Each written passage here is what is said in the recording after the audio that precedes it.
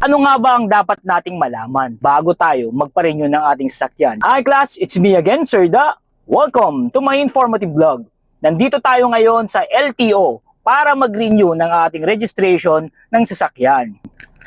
Alam nyo ba kung anong ibig sabihin ng blow bagets, blow bagsy, or blow bags? Ating alamin kung gaano ka-importante ang kondisyon ng sasakyan natin bago natin gawin ang motor vehicle registration renewal. Ano pang hinihintay nyo? Arat na, kapag pupunta ka sa LTO District Office at magre-renew ng rehistro ng iyong sasakyan, siguraduhin na dala mo ang iyong dokumento, ang ORCR or Official Receipt at Certificate of Registration ng sasakyan na paparehistro. Ayos din dito, may libreng kape at tubig. Huwag dada mami, pinag, dada mami.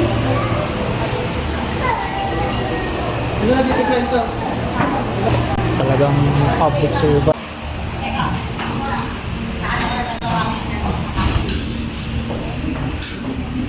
Nandito na tayo ngayon sa LTO Motor Vehicle Inspection Center para ipacheck kung road safety condition ba ang ating sasakyan at eligible for registration ng ating motor vehicle. Alam nyo ba na bago i-renew ang rehistro ng inyong sasakyan, sinisigurado ng LTO na kondisyon ng inyong sasakyan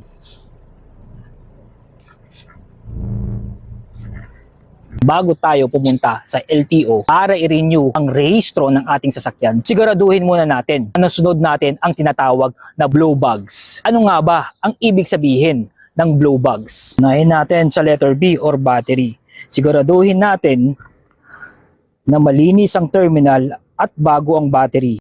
Susunod ay letter L or lights. Siguraduhin na lahat ng ilaw ng sasakyan natin ay gumagana. Lalong-lalo na ang mga signal lights or ang hazard lights.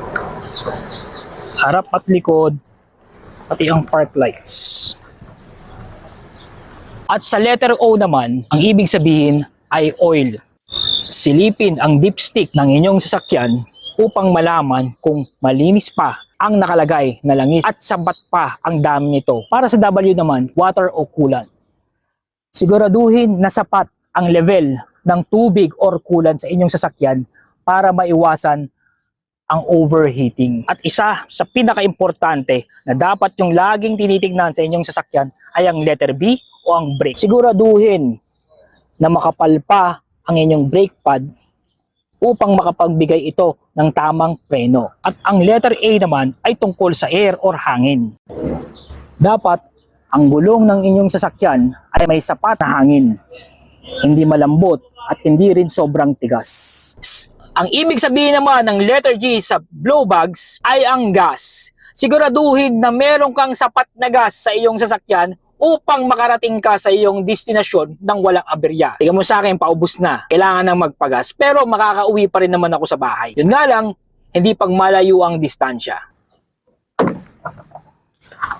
At ang pinakahuli, ang letter S o ang self. Kahit kondisyon ang ating sasakyan, dapat din nating siguraduhin na kondisyon din ang sarili natin. Siguraduhin natin na ang sarili natin ay handa at kondisyon sa pagmamaneho. Okay ba ang tulog mo? Focus ba ang pag-iisip mo sa pagmamaneho? Handa ka ba physically at mentally? Tandaan, hindi lang dapat sasakyan ang nakakondisyon, kundi ang sarili rin natin. So nakuha na natin yung result ng motor vehicle inspection ng ating sasakyan. At ang resulta ay, pasado tayo, of course, kasi we are a road safety compliant. Maraming salamat sa Motor Vehicle Inspection Center dito sa May Kawayan, Bulacan. At maayos po tayong nabigyan ng serbisyo.